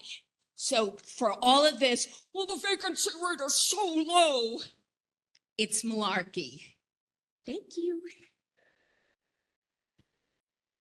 So next is Jay Goldberg, followed by Melissa Olson. Hi, everybody. I've got a letter here from a neighbor on my block, Kathy Scott, who is home caring for her husband. So I'm reading this as her. I'm going on 75 and have lived in my home on Windsor Place all my life. My grandfather bought the house in 1910 and it has remained in my family for 4 generations. The neighborhood has always been a welcoming community throughout the decades. I grew up with families of different backgrounds, hardworking, lower to mid-class working families. This community that has flourished within the boundaries of Prospect Park and Greenwood Cemetery lives to this day, sharing the results of the generations of support of the churches, temples, schools, libraries, scouts, veteran organizations, and yes, the commerce within our streets. These friendly and respectful neighbors embraced the laundry for generations. I grew up with the daily stench of dirty diapers arriving every afternoon. I remember the daily blast of the smokestack awakening anyone who was a night worker. I remember the daily soot that would land on our laundry hanging out to dry if we didn't pull it in before 3:45. And I remember how my parents and how myself gladly signed off every time it was requested that the laundry, our neighbor, operate a commercial business in a residential zoning. Regardless of what may be shouted at meetings or opinions of those who happen to have a city job that gives them permission to change the lives of people, to them, the depth of what exists in our community is an unknown. The truth is that the community of Windsor Terrace understands the necessity for more affordable housing. The truth is that we welcome the construction of housing within the contextual designs of the area that would expand our community so that new neighbors would be able to share in all that has been nurtured over the decades. The truth is that high towers do not belong on the Arrow Linen site. And the truth is that we all humbly put our trust in our city's leadership to make a decision that will bring affordable housing within respectful zoning limits. Every night, I watch the tree in my yard that was planted over 115 years ago.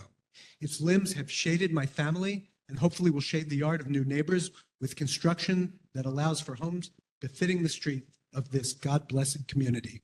In love and trust, Kathy Scott. Next is Melissa Olson, followed by Eric Olson.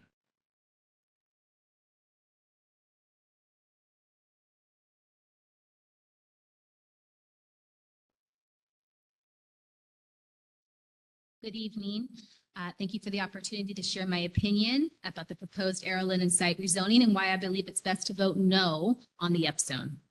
I rent at 406 Prospect Avenue, number 3 of 3, with my family of 4, 1 block west of the Arrow Linen site. As mentioned, our community does agree that the Arrow Linen site would make a fantastic apartment building, especially knowing that finding affordable housing and units is one of the greatest challenges families are experiencing here in NYC.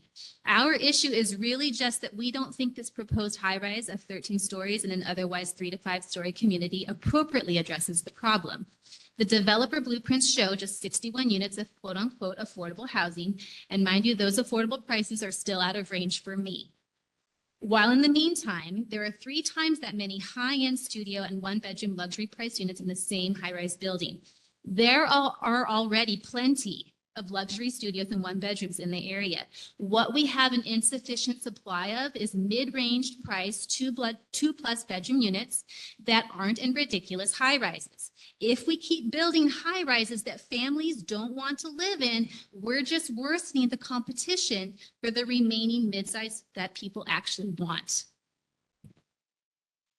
We're worried about accelerated rent increases and the ripple effect of daycare price increases and restaurant price increases and gym price increases, et cetera, coming to our currently very functional community. The real estate developers are vacillating to get a toehold in this community. So the domino effect of high rises they want can succeed from there. But this functional and diverse and very united community wants that site instead to be developed in a density that is exactly in line with City of Yes. What that proposal is we want to do our part in offering more housing space and upzone to 6 or 7 stories. That's within the City of Yes legislation. It would also provide a more deeply affordable total number of units that would actually make a difference for the issue at hand. Units families can afford. Thank you for your consideration and please vote no. So next we have Eric Olson, followed by Kate McCabe.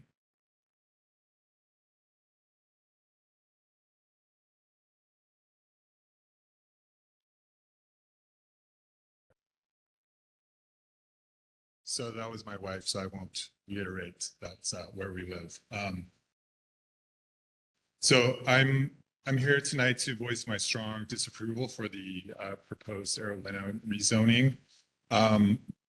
Such a tall luxury development is completely out of place, completely out of scale for the neighborhood, and will only enrich Arrow's owners by maximally increasing land value with little benefit to current residents like myself. One thing that I would just like to say to proponents of this kind of radical upzoning is that you cannot point to one place in the city where new development has gone up and prices have gone down. In fact, formerly neglected neighborhoods like Dumbo and Long Island City, which have added the most new housing units in recent years, now have median rents that are unaffordable to most New Yorkers. So back to our situation, if approved, rezoning Arrow for luxury towers comes at risk of displacing renters like myself and will likely destroy the urban fabric of this community. Adding 200 to 300 market rate luxury units with what I'm sure will be stunning views of Prospect Park and New York Harbor will only increase housing costs for everyone in the area. So let's be honest about what affordable housing looks like. Luxury high rises are not it, especially in an area like Windsor Terrace or South Slope. Affordable housing looks a lot like Bishop Borden, which is 100% affordable senior apartments a block away from Arrow Linen. It's a modest 7-story building that added a lot of housing to the area without overwhelming it. If you are serious about increasing affordability in Windsor Terrace, this is the kind of development that we need to see. If you want to replace rental units we've lost as townhouses are converted back into single-family homes, you're not going to do it by flooding the market with even more homes for rich people. This makes no sense at all if you really think about it. So I would, encourage our elected representatives to do what the community is asking for. We want 100% affordable housing. We want human scale development.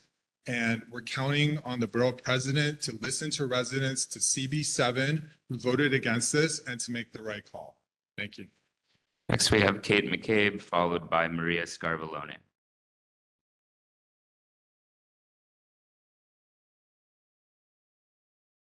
Good evening. Thank you, Borough President, for holding this hearing and for the opportunity to speak. My name is Kate McCabe. My husband Sam and I grew up on 17th Street around the corner from Arrow Linen. We live in Kensington now with our 2 children. Professionally, I work for a nonprofit affordable housing developer, and I'm here tonight on behalf of Housing Not High Rises. And I want to talk to you all a little bit about renter displacement and renter displacement risk. This past winter, Housing Not High Rises convened a meeting of renters near Arrow Linen. Close to 30 of our neighbors turned out that night and talked to us about how they were afraid of getting displaced by this upzoning, as they'd seen happen in Crown Heights and Greenpoint and Williamsburg. The block Arrow is on is almost entirely 4-story unit apartment walk-ups. And there are 59 rent stabilized units, including 7 in the rezoning area itself at 437 Prospect Avenue. I ask you tonight, Borough President, to help protect our neighbors from displacement by taking these 3 actions. Number 1, remove 437 Prospect Avenue from the rezoning area. The building itself has 15 units. 6, I know I said 7 earlier, but 6 rent stabilized units and 9 market units. That building must be removed. It will be so easy if that building gets upzoned for an owner to come, for a real estate developer to come and make the owner an offer that they cannot refuse, and for those tenants to lose their homes. Number 2, remove the 9 almost entirely renter occupied buildings between the 2 Arrow Linen towers. You've heard from many of the owners tonight, and we've talked to many of the renters and owners. We have yet to hear from one person who lives in those 9 buildings who is in support. Oh, that went fast. Please offer us your third request. Go ahead. Please finish your testimony. Thank you. Most of all, please demand that Arrow make anything over as of right into affordable housing If they want extra height, then they need to give something to the community. And what the community wants is affordable housing. This will also send the message to real estate speculators who are speculating and are swirling all around Windsor Terrace right now.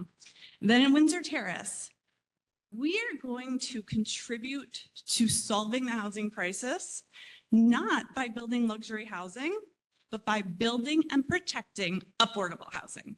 Thank you. Maria Scarvallone,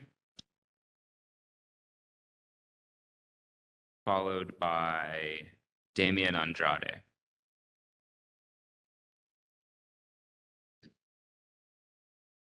I'm here today to strongly oppose the Arrow-Lennon development.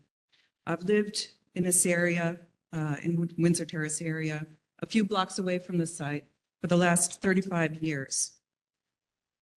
The idea that our elected officials are even contemplating spot upzoning to this extent at this site is just unbelievable to me.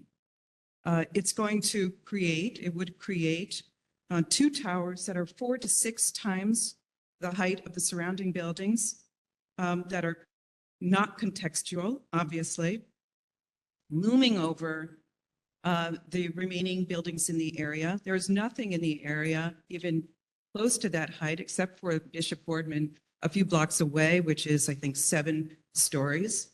And this is just the beginning, because once that area is upzoned, what's going to stop other developers from coming in and buying up all of the townhouses in the middle, buying up whatever other lots that are around there and saying, well, you upzoned over there, why can't we get that same upzoning?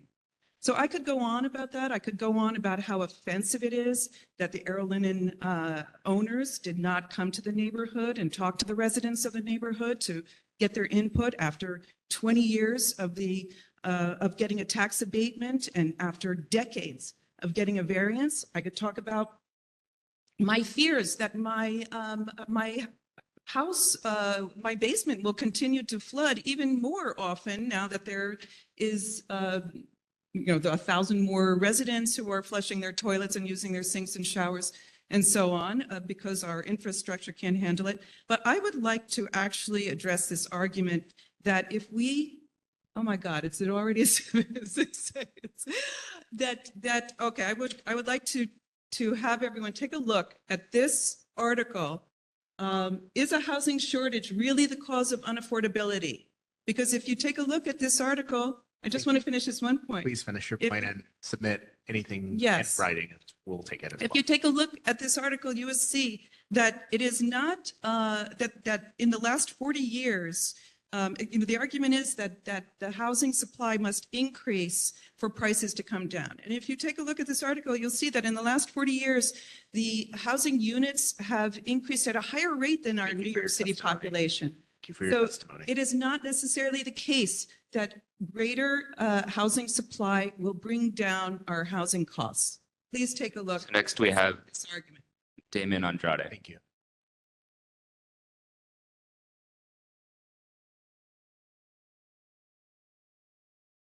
Good evening, everyone. And just to make a statement, I am a young person since, some people say, it's no young people here. 22 years old. I'm a proud member of Community Board 7, a Brooklyn College student and a long life resident of Sunset Park.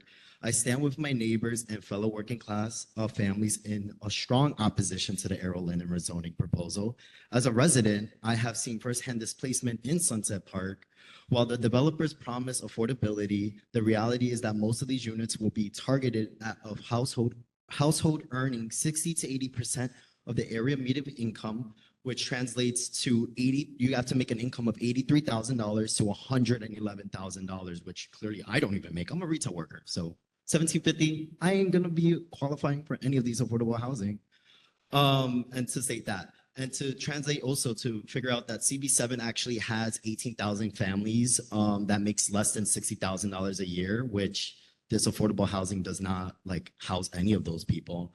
The proposal includes some units at lower income levels, which is only 24 units at 40% AMI out of a total of 244 units. However, this is not enough to meet the scale of the community needs. Additionally, 187 of these units will be market rate, rents as high as $4,000 per month, completely unaffordable for most of the residents in our neighborhood. We need deeper affordability, not for-profit housing. We need a large percentage of these units to serve those who are most vulnerable, particularly household incomes making less than $40,000 a year and college students like me. True affordability means housing that serves people who already live and work like me, a college student. Our community is made out of service industries, workers, retail workers, and other essential employees who deserves an opportunity to rent in one of these buildings. We need more than just a handful of affordable units at lower AMI levels. We need a development of 100% affordability and truly accessible for our low-income families. I stand with my community in demanding a rezoning plan that prioritize deeper affordability, especially 30% AMI, and I encourage the BP and our representatives to please vote no. And yeah, thank you. So next we have David Roche, followed by William Mantegna, followed by Bruno Gransard.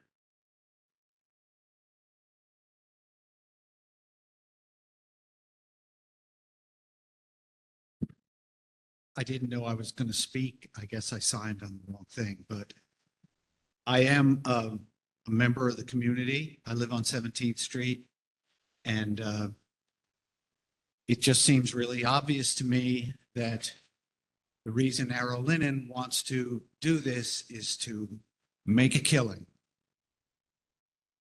And it doesn't help the community. The people coming into these buildings are going to be wealthy people. It's not going to help people who are working class people in the neighborhood. These are going to be fancy apartments. So I just think it's a money grab. William Mantegna.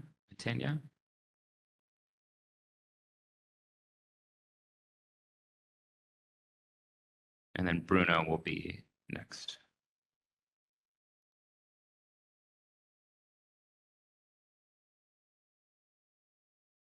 Hi. First off, thank you guys for being here and holding this hearing. This is great. My name is William Mantegna, and I am very strongly opposed to this proposal. I've lived in Windsor Terrace and Park Slope all over for more or less roughly a decade. I live there mostly because I have a really horrible chronic condition called tinnitus, where my ears ring all the time, thanks to the wonderful noise of New York City. And I have found my dream. I have found the place in which my ears do not ring. It is wonderful.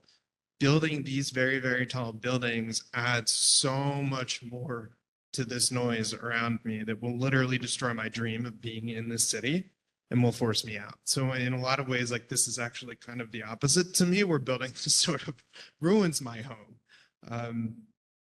The proposal itself, I think, opens just these really, really big changes to our neighborhood that are just completely out of whack.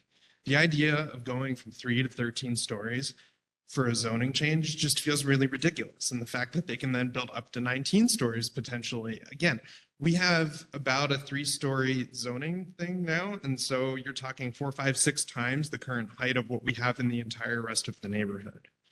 The argument that we can only build affordable units in this building at the expense of not building any parking at all, I think is an absolute false choice. I think that you can build affordability, you can build parking, you can follow all the rules. I don't think you genuinely need to change the law such that you can then turn your business into an apartment building. Anyway, thank you so much for allowing me to speak. Thank you guys for being here. I love my neighborhood. I really don't want my dream in the city to die. So I just strongly, strongly oppose this. Thank you. Next we have Bruno. Good evening. My name is Bruno Gransard, and I've lived in Park Slope for about 25 years, and I'm opposed to this project as it stands. I understand that talking about anything but adding supply is considered by some nitpicking, It's considered old fashioned. It's considered, elitist, bourgeois. Some even say racist. Come on. We can agree to disagree on some basics here. A vibrant community looks at a lot of stuff. Looks at housing size, development scale, it looks at greenery, it looks at a lot of things. And this project only looks at one thing, height and amount of housing, not even affordability. Listen, most of us acknowledge that there's a high housing affordability crisis in New York. It's obvious, we all know it. Redeveloping our linen into housing is not only reasonable, it makes a lot of sense, obviously, but it's out of scale. We know it. I oppose this project for three reasons, really. One, it's gargantuan. I mean, completely out of scale to the neighborhood, makes no sense. Number two, it opens a Pandora's box to future development. I am an economist by training. I can tell you, if we do this, I can see people swarming on Fuller Place, Howard Place, all these streets where they're tiny little inefficient houses. Oh my God, you could put 20-story buildings. Can you imagine how much money you can make? Is that what we want to do, really? And then thirdly, it's just bad policy to give, to not ask for anything in exchange. I mean, what, we're going to give this developer all these rights and not ask for anything? It's just bad policy. It's, criminal, really. So please do not accept the project as it stands right now. Thank you very much. This has exhausted our list of signups to speak. Is there anyone else that would like to provide public comment on this application? Yes, please approach the podium and state your name.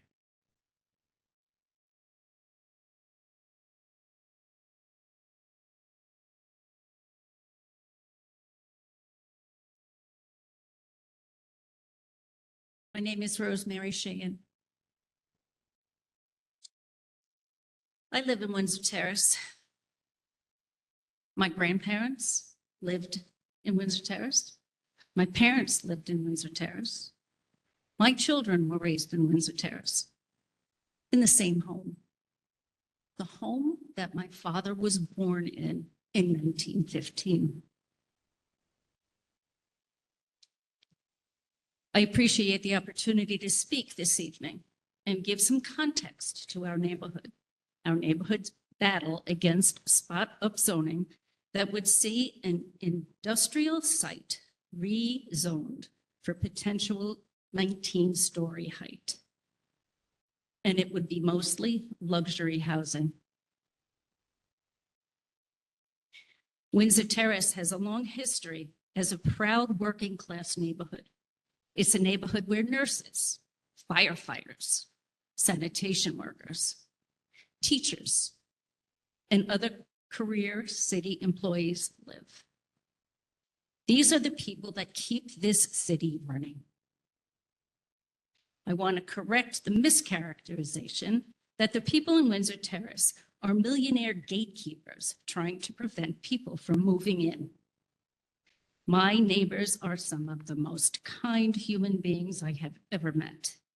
We help each other, and we welcome with open arms new residents.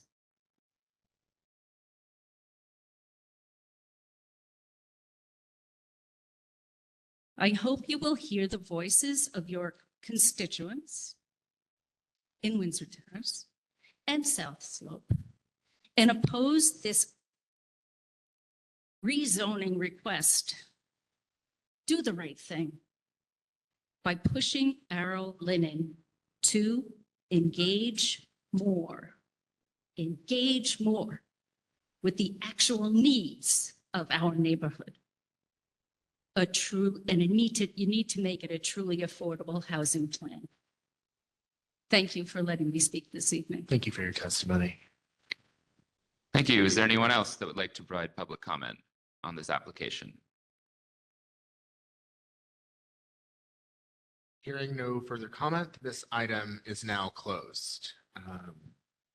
I want to thank you all for being really mindful of one another this evening, particularly those folks that are streaming online. It's nice to hear the diversity of opinions in the room. Thank you for taking the time to come to Borough Hall this evening. Please continue to stay engaged in this project as it moves through the ULURP process. This ULURP public hearing is now closed. The Borough President will review these applications and submit his recommendations to the City Planning Commission, which will hold its hearing on these items at a later date in the future. As a reminder, members of the public may submit comments to testimony@brooklynbp.nyc.gov for the Borough President's consideration through this Friday, October 11th, 2024. This meeting is now adjourned. Thank you, everyone. Have a great day.